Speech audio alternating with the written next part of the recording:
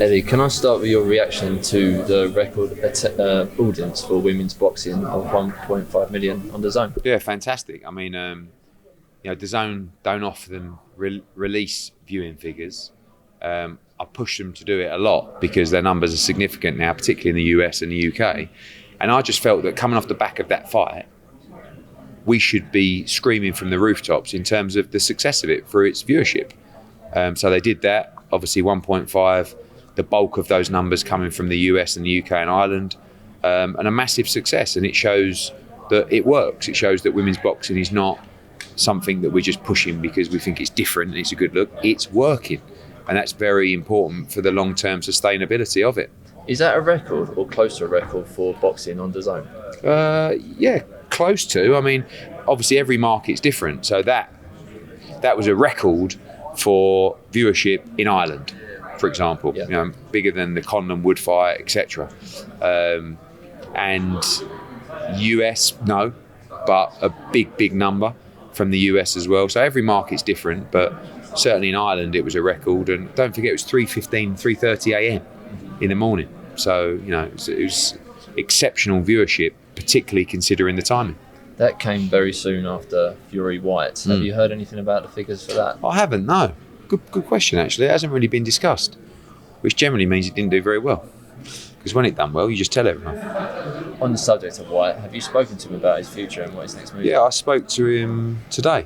I was supposed to have a call with him today, but he didn't realise I was in Vegas, so we missed each other on the time zone. We're going to talk tomorrow, see what he's up to, see what he thinks might be next. We'd have loads of fights for him, and I'm sure he's got a big future in the division. Knowing him as you do, what do you expect him to want to do next? Oh, fight. Knowing Dillian as I know him, fight as soon as possible. What would you like him to do next? I think he should fight as soon as possible. I mean, obviously he should have a little rest. One of the problems with Dillian was the inactivity. He had how many rounds against Povetkin? 7 rounds, 8 rounds in 2.5 years or something like that. So I'd like to see him get back in the ring ASAP. Have you got any sort of names in mind for him? No, but there's big fights out there for him. Wilder, Andy Ruiz, Otto Warlin. It was a fight that was scheduled. They're all big fights, so we'll see.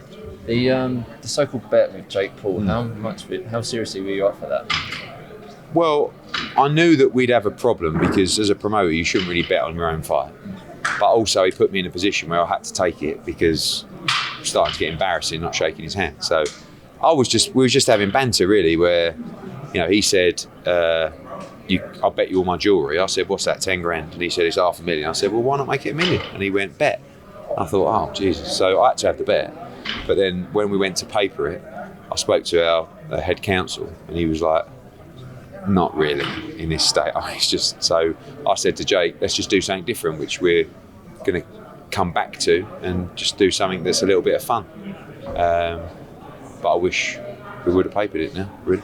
Would you work with him again? Yeah, of course. He was great. I mean, people get confused with my views on him as a fighter and think that's how I feel about him. I'm just giving you an honest assessment. But as a promoter, he was fantastic. We both worked as hard as we could to deliver the biggest show possible, which we did. And he brought good energy. Regardless of what we think of each other, I quite like him. I don't know whether he likes me or not, it doesn't really matter. We just had one common goal in that fight, and that was to make that fight as big as possible, and it worked. You've made no secret of your willingness of your desire to make a rematch with Katie Taylor. How seriously are you up for promoting in Dublin? Because the money wouldn't be the same, right? Oh, it could be if you did 60,000 at Croke Park, But we got to see, off the back of that fight, normally the loser would get less money, but Amanda will want more money because she'll feel that her profile's risen, and it has. And obviously Katie will want more money because she won. So we'll have to see if the numbers add up, but I'd love to make the rematch. This fight this weekend, you've worked with Bivol for a long time, but Canelo's the biggest draw in boxing.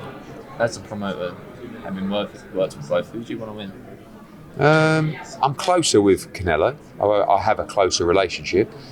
It's obviously better for my business if Canelo Alvarez wins, but I also have a lot of time for Dmitry Bivol and like him a lot, and he's a fine young man.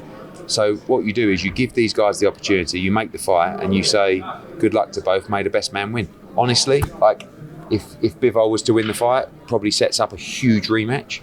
And if Canelo wins a fight, we get the Triple G trilogy. So it's boxing, it's sport, and literally, as I said, may the best man win. There was a huge coup getting to work with him. Yeah. You beat up other promoters. We've heard recently about bids made to him. Yeah. To try. What was the key, you think, in you getting him? Obviously the fights, like he needs to know the fights that you like, but at the same time you need that personal relationship. I consider him a friend. I don't think he considers people at other promotional companies as friends. It doesn't mean that he's always going to work with us, but if it's ever remotely close, he will go with us every time. We've never let him down. We've delivered everything we promised, and we'll continue to do so. What did you make of the rival bid for the catchweight fight with Errol Spence? Bit of a weird one, really. Probably a little bit of desperation. Like I don't know who else. We haven't really got anyone else. So what about this one? But Canelo's a different beast. Like he really needs to be motivated for a fight, and I think he would have got that offer and gone, oh, okay, interesting, but he's a welterweight, so it's got to be the right. Obviously, it's always got to be the right deal for him, but it's got to be something that excites him. Because when you've got all that money and you've got all those belts, something's got to get you out of bed in the morning. Have you read your dad's book yet? No, but he phoned me today and said it's in the bestsellers list, and mine wasn't. But mine was the #1 Sunday Times business bestseller, and I reminded him of that. But he said, "Yeah, but you weren't in the bestsellers list," and I am. I said, "Well, you weren't #1 in the business section." So I've never seen anyone push book sales harder. He's literally on a national roadshow to sell this book. It is unbelievable. All to beat me. And worryingly, because of the work he's putting in, he might do it. Do you intend on reading it? Yeah, I do actually, but I know every story in there. I've heard it 45 times. Eric, Cheers, mate. Thank you.